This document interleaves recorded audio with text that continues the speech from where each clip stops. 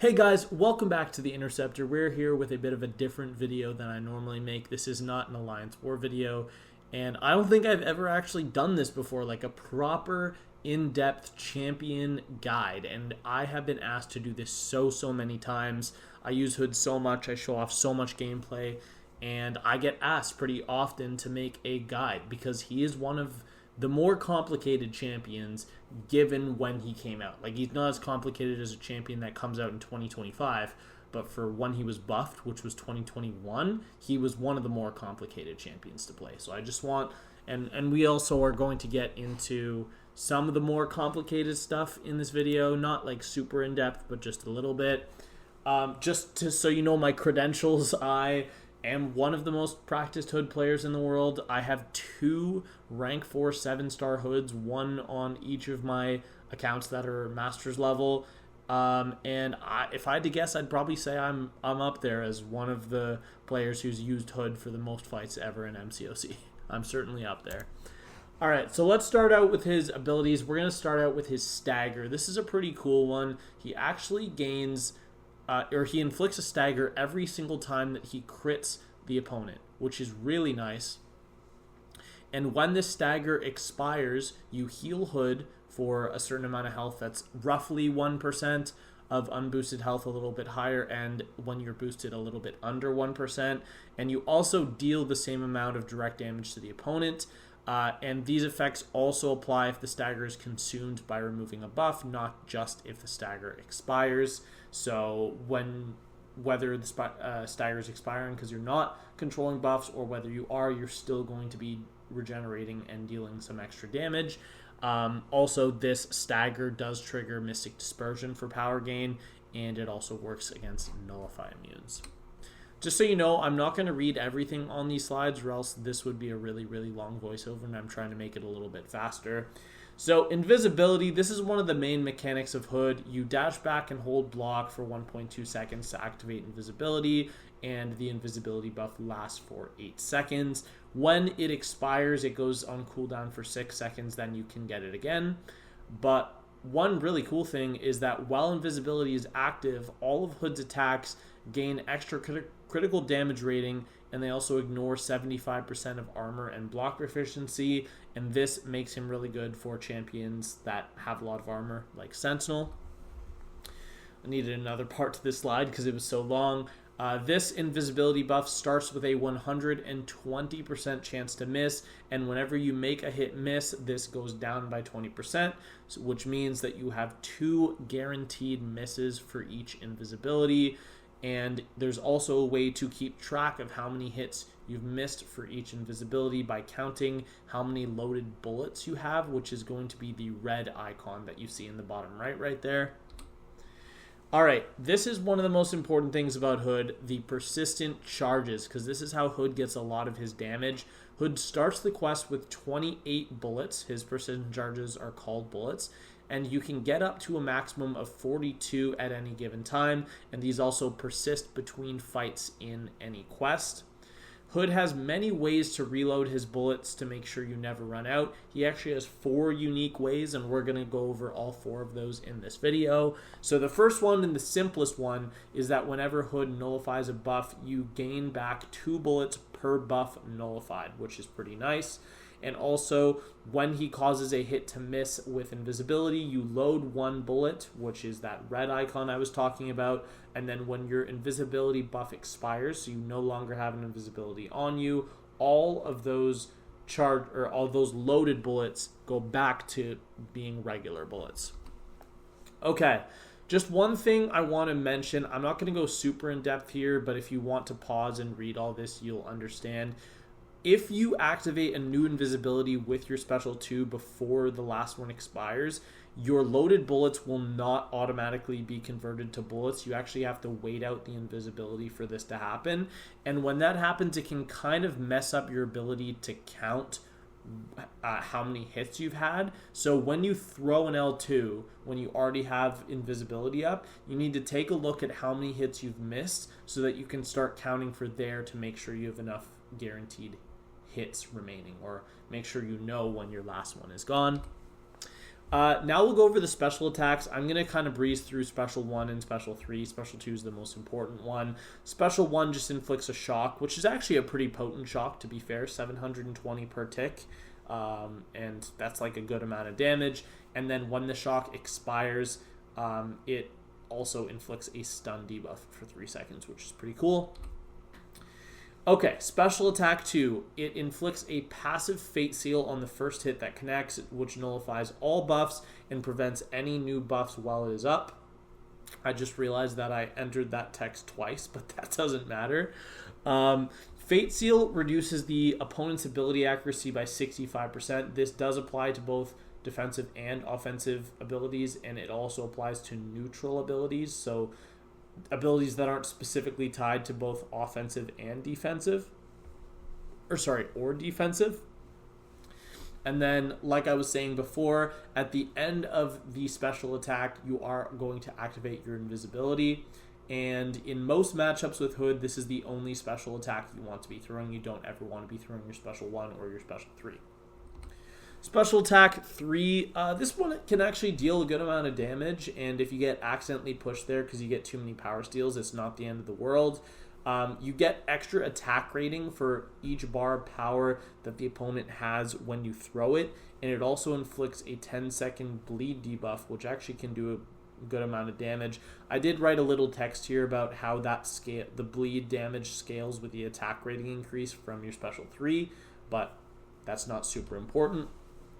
Okay, Hex Bullets. This is where Hood gets most of its damage from. When you fire a bullet, you inflict a Hex passive, which can stack up to 99 times. It lasts for 12 seconds, and all of them are reset when a new one is inflicted, and when they expire, they do deal a burst of energy damage. The attacks that fire bullets are both of Hood's medium attacks and the Special Attack 2, which has 5 hits in it, so it inflicts 5 bullets. And one thing that's very important is that firing a bullet consumes one of your persistent charges, and you cannot inflict hexes if you are out of them, so you have to make sure you have them or you will not inflict hexes. Okay, dupe ability now. When Hood is duped, could be Sig 1, this first part doesn't change. You are immune to all stun effects while invisible. This is what makes him such a great option for Node 21 Encroaching Stun Okoye, because he can both remove all of the precisions like 5 seconds into the fight with his Special 2, and he can also be stun immune, so you never have to time your Special 2 with the encroaching stun as long as you are invisible. So that's cool. And this is the part that changed bases on the SIG level. It's the 45% that I have in green here.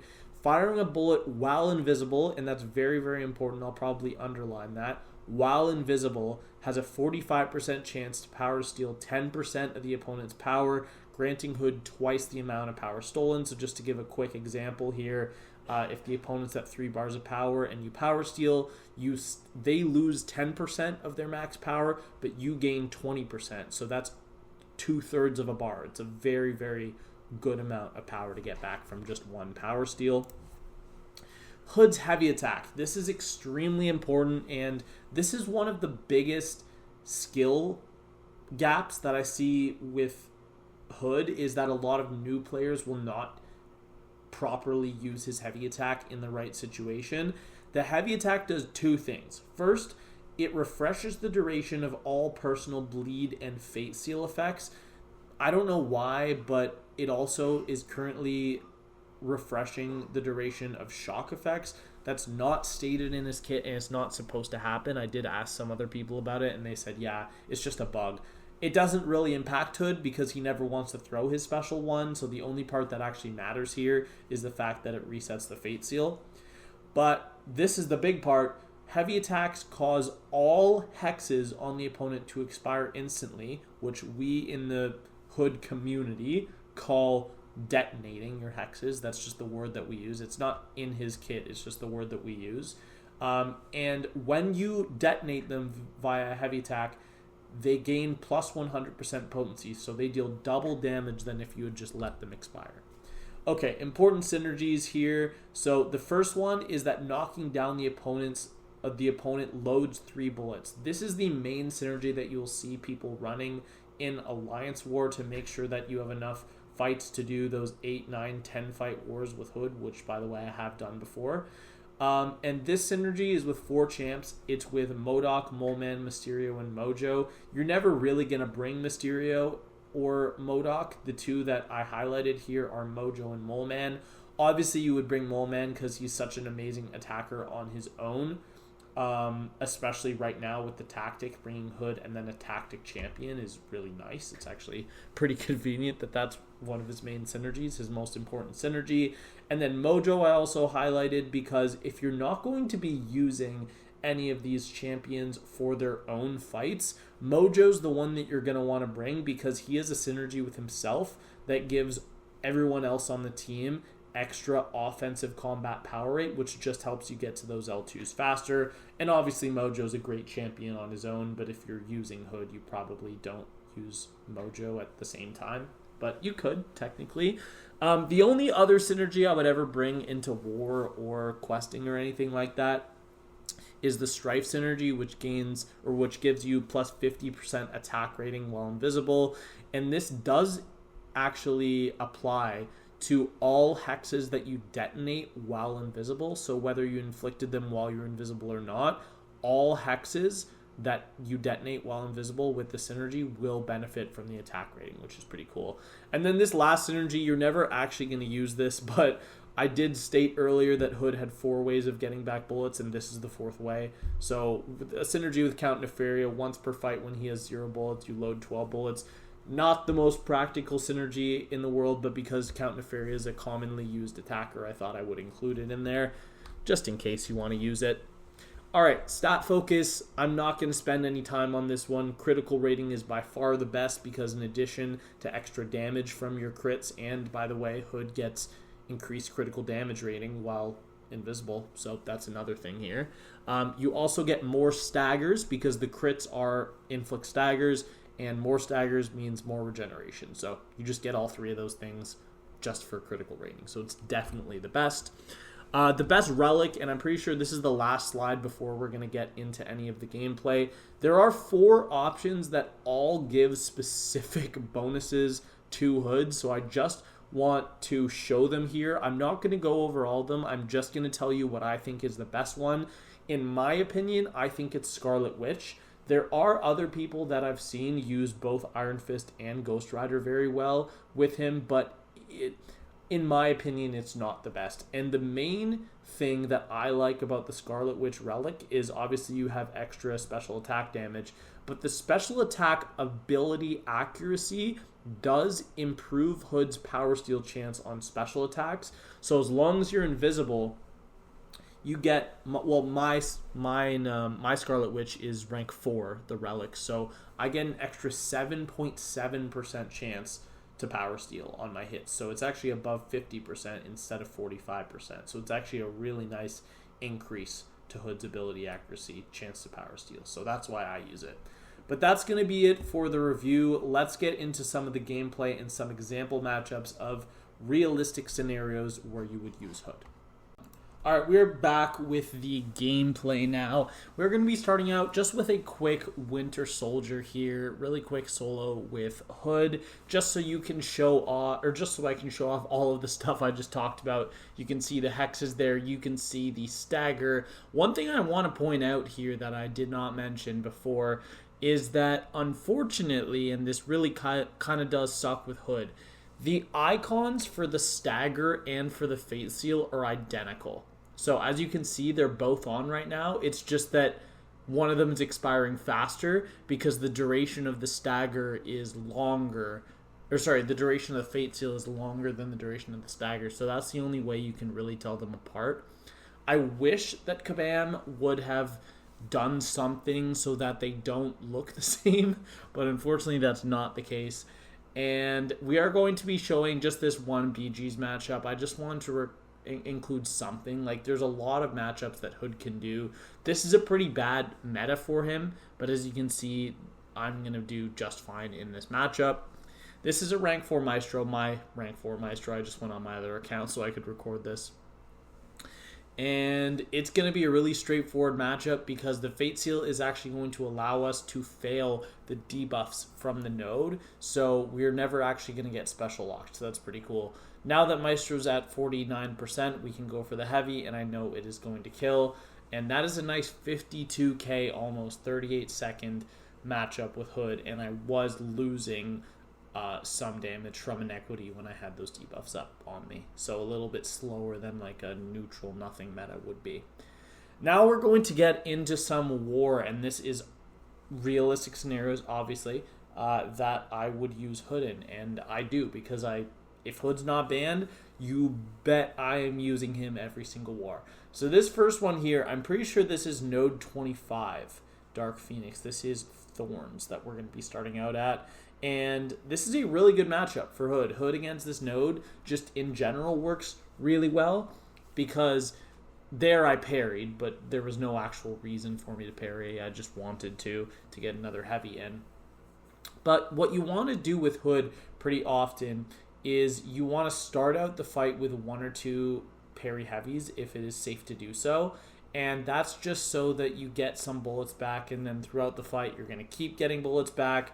But right there, that was a rank 4 Dark Phoenix on node 25, nuked in 29 seconds. So that's pretty nice. All right, next up here, by the way, all this is from last season.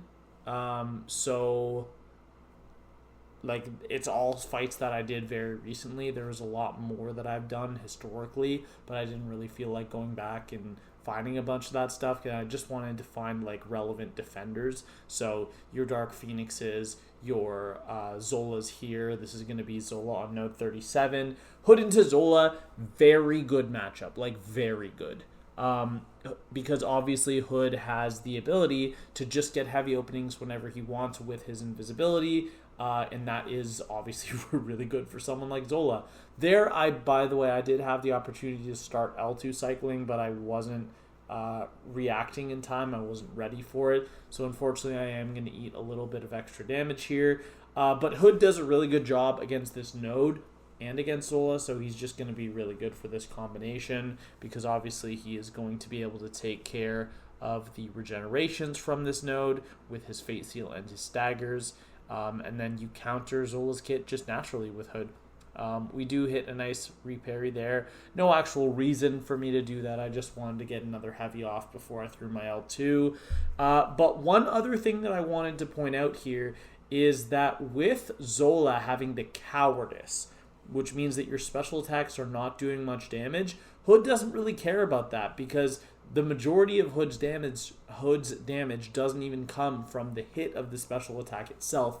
It comes from the hexes that get applied from it, and Zola does absolutely nothing to stop energy damage of any sort. So Hood is just going to do a great job, and that is for one of the tankier defenders in the game, a sub 90-second takedown. Now obviously someone like Carolina would do that way faster, but that's not the point of this video.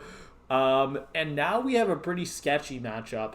This is going to be node 44 Lumitrix, so this is stun immune hazard shift, and Hood has absolutely no way of dealing with the miss or the evade. So we are going to have, this is like a proper showcase of Hood's SIG ability. How to win a fight without baiting a single special attack, because if Luma does throw a special attack in this fight, he can really mess us up. So you'll notice that out of the L2 I am hard blocking, and that's so he doesn't throw a special attack and he just dashes at me.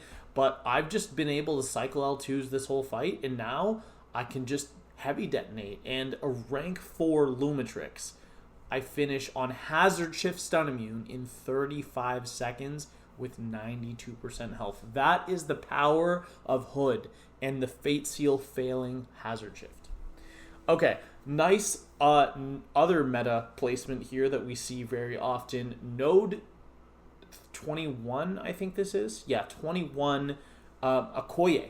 This is Alliances place this almost every single war, and Hood just does a fantastic matchup. I have taken this fight so many times that I know exactly what combos I need to throw when and where. And we are, just like the last fight, we are going to end this one without baiting a single special attack. And there we go. That was a, 30-second even takedown of a rank 4 Okoye on that node. So that's pretty nice. We've got another hazard shift fight here. This is going to be Kindred. Kindred on 45. This is going to be the hazard shift node with the power gain. And you're actually going to see something pretty interesting in this fight, and that is that I'm going to intentionally parry to trigger the power gain to allow me to pause Kindred's charges before I start cycling L2s. Not necessary, you don't have to do that. I just felt like doing it. I think, yeah, right there. And then we're going to intentionally trigger it, and now we're going to start cycling L2s. I think we're actually going to wait until my invisibility comes back so that I can get power steals on the L2, which is something you will see me do sometimes, because depending on the fight, I either prioritize the Fate Seal or the invisibility, and in this one, clearly, I chose to prioritize the invisibility. But Hood into Kindred's a really good matchup. I do the matchup pretty often. Kindred gets placed on the Mixmaster node, node 40, pretty often, like probably 3 or 4 times a season we see that. And yeah, that fight's already over. That was a rank 4 Kindred. Pretty nice. Okay, next one here, we have Sentinel. I did talk a little bit earlier about how Sentinel was one of Hood's best matchups, and I would say that Hood is probably a top 5 Sentinel counter in the entire game. This is going to be node 47, a node that, by the way, Hood hard counters. He shuts down every single part of the node. Like, after you throw your L2 for the first time in this fight with Hood, there are literally no nodes. Every single node here is turned off, and it just becomes a Sentinel duel. And I have so much experience fighting Sentinel that I am never ever going to get clipped by his L2. This is the safest matchup in the world to me. We actually go for a bit of an early detonation there. I think that was more for the tempo, because it would have just been awkward to keep dancing around for a bit and waiting for my invisibility to come back. But obviously stuff like power backs, they're not really going to give you any power here, so you are just going to be relying on your power steal. But as you can see, it's pretty reliable. There, in hindsight, probably shouldn't have thrown that heavy attack. But the nice thing is that my Fate Seal is going to take care of the armor ups in the final phase of Sentinel. So he is never going to get his armor ups as long as I stagger them or Fate Seal them, which means he can't power gain, which means he'll never go to Special 3. Okay, we did throw in this here. This is actually act content. This is one of the latest quests, and I just took Hood in and I quickly cleared the whole path. I think the whole path takes something like 4 minutes. Like, it was a really fast path. This is a buff heavy path where they get both a power gain buff, and they also the Scourge charges give them a chance to get regen buffs all the time. So this is going to be one where I'm not going to have trouble with bullets whatsoever. You'll notice at no point in these fights am I going to throw any extra heavies, because while I did bring the Mojo Synergy into this one, it was just for the bullet backs on my L2 knockdowns, and that was it. But Nimrod, not the greatest matchup for Hood, because obviously you're going to get your power drained after you throw your specials, and you will have to wait for a second for the power lock to go away after you get to those specials. But the Fate Seal is going to fail that. As you can see right there, I go over a bar of power and the Fate Seal fails the power lock. But this matchup is still going to be fine. We are also able to take advantage of the Eradicate node. So now that he is at 10, we just need to heavy, and then that is going to trigger an extra burst of damage. And at this point, I think all we need to do is just throw this L2. Looks like we baited an L2 first, but I'm pretty sure I'm just gonna... Oh, okay, we get our invisibility first, throw it, and then heavy, and the fight is going to be over. So that one was a little bit long. That's probably the longest fight in this one. How long was it? Over a minute? Yeah, it's definitely the longest fight here. Annihilus. Annihilus can actually be a little bit of an awkward matchup for Hood at times, but if you practice enough, it's just like any other matchup because you need to be able to nullify his Cosmic Rod in order to power steal him. As you can see, it said he was immune there, and we do that right there. We just nullified the Rod, so now we can start cycling L2s normally, and he loses his immunity to his to power steal. And as you can see, we are gaining power now. We had a heavy attack there just to have some fun, just to give him a chance.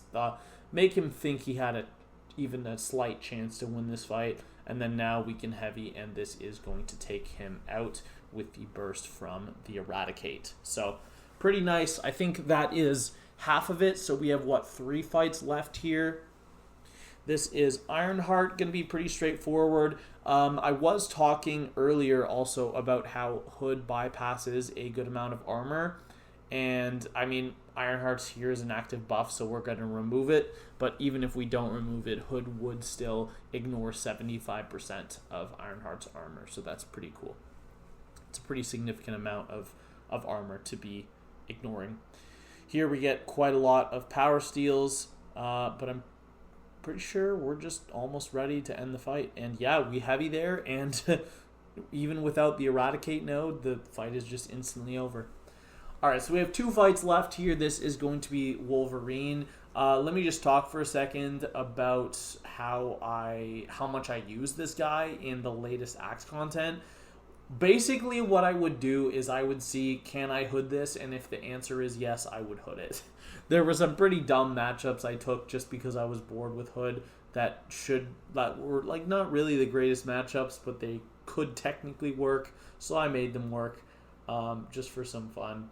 And then here, this fight is about to be over. We just barely undershot it with our hexes there, but the fight was still 36 seconds. Gore is the last defender here, and then there's only going to be 1 fight remaining in this video, which is showing Hood in a little bit of a more different content than what I've been showing so far. And the matchup with Hood, the fight is over as soon as you get to your first L2. So here we are going to just wait for our invisibility to come back, and bro is dead. As you see there, we threw our first L2. We gained back like 20 bullets. It's actually such a crazy matchup. Like sometimes when you're out of bullets in war, you can just fight a Gore and be back at max bullets. It's so dumb. But I love fighting Gore because he's so easy. There I almost pushed myself to L3, but I think here I am ready to kill with the heavy. Yeah, so nice 390k burst there. Alright, and now we are on to the last fight of the video. This is going to be Necropolis Airwalker.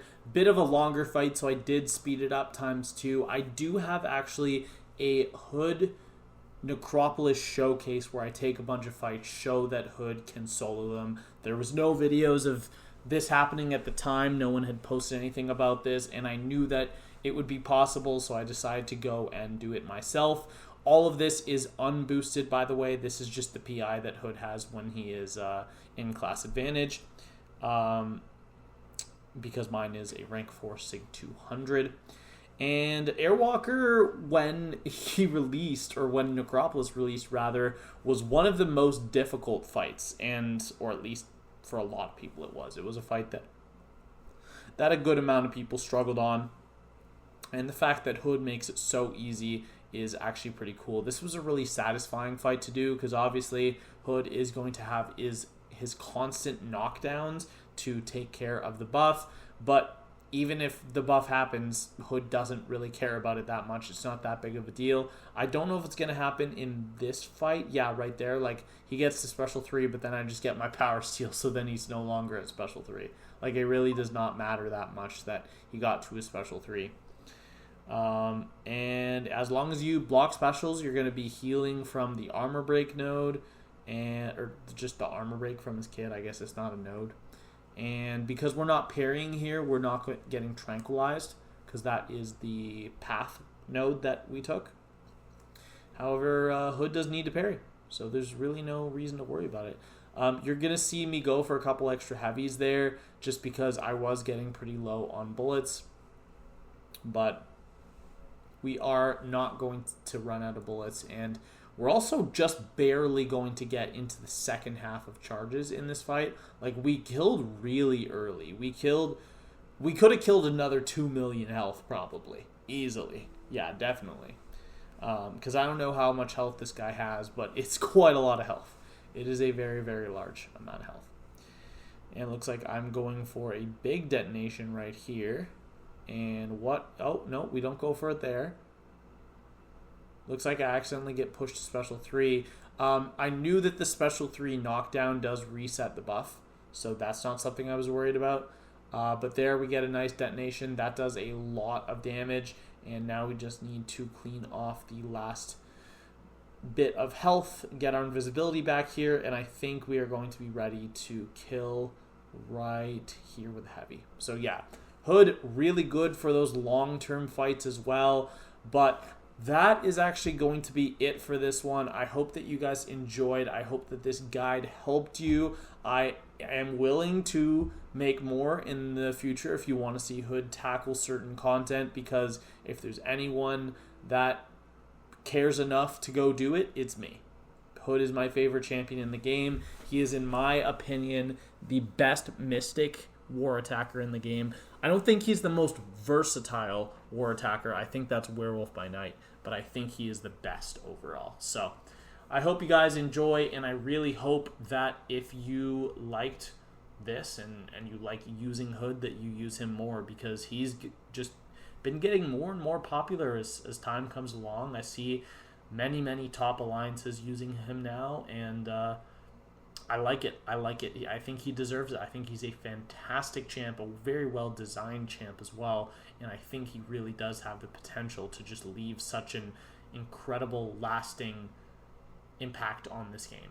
So that is all for today. That's all from me, and I will see you all in the next one. Have a great day. Bye.